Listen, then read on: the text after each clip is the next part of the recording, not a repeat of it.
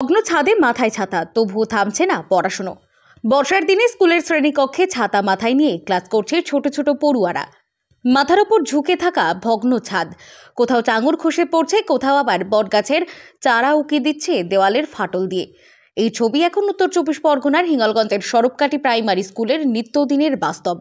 স্কুলের ছাদে ফাটল, দেওয়ালের পলেস্তেরা খসে পড়ছে, মেঝেতে বর্ষার জল জমে থাকা সবকিছু মিলে স্কুলের অবস্থা ভয়াবহ। বিপদসংকুল অবস্থার মধ্যেই চলছে পড়াশুনো। মাঝে মাঝেই ছাদের চাঙর ভেঙে পড়ায় আতঙ্কে দিন কাটাচ্ছে শিক্ষক ও পড়ুয়ারা।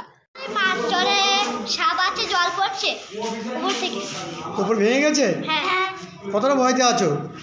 অনেক ভয় যাচ্ছে। প্রাণ বাঁচাতে ক্লাসে বসে ছাতা মাথায় রাখতে বাধ্য হচ্ছে শিশুরা, তবুও থামছে না তাদের স্কুলে আসা। অভিভাবকদের অভিযোগ, বহুবার জানানো সত্ত্বেও স্কুল সারাইয়ের কোনো পদক্ষেপ নেওয়া হয়নি। ছাদ মেরামত না হলে তারা আর সন্তানদের স্কুলে পাঠাতে ভয় পাচ্ছেন। স্কুলের প্রধান শিক্ষকও স্কুলের এই বেহাল দশাও স্বীকার করে নিয়েছেন। এখন তো আমি হেড টিচার এসেছি নতুন, ঠিক আছে। এর আগে স্কুলের কন্ডিশন খারাপ ছিল, ঠিক আছে। এর আগে জানানো ছিলেন, তারা কিছু করেননি। এবার আমি সর্বোচ্চ চেষ্টা করছি, যেহেতু আগের মতো যেরকম ব্লক থেকে বড় অ্যামাউন্ট দিত, এখন সেটা তো হয় না। আগে সর্বশিক্ষা ছিল, এখন দেখা যাচ্ছে কম্পিউটার জ্ঞান দেয় 10,000 কি 12,000 বছরে।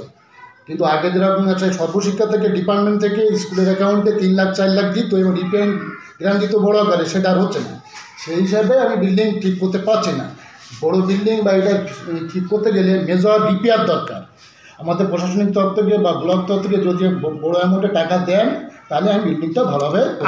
তিনি বলেন, ঊর্ধ্বতন কর্তৃপক্ষকে বহুবার জানানো হয়েছে, কিন্তু এখনো কোনো কাজ শুরু করেনি। আমরা ভয়ে ক্লাস নিচ্ছি। একদিকে বর্ষার মরশুম, অন্যদিকে জরাজীর্ণ ছাদ, সব মিলিয়ে রোজ আতঙ্কের মধ্যে পড়াশোনা চালিয়ে যাচ্ছে শিশুরা। কখন ছাদের খসে পড়া চাঙর কেড়ে নেবে কারো প্রাণ, এই আশঙ্কা নিয়েই দিন গুনছে শিক্ষক ও অভিভাবকরা। বসিরহাট থেকে জুলফিকার মোল্লার রিপোর্ট, লোকাল 18 বাংলা।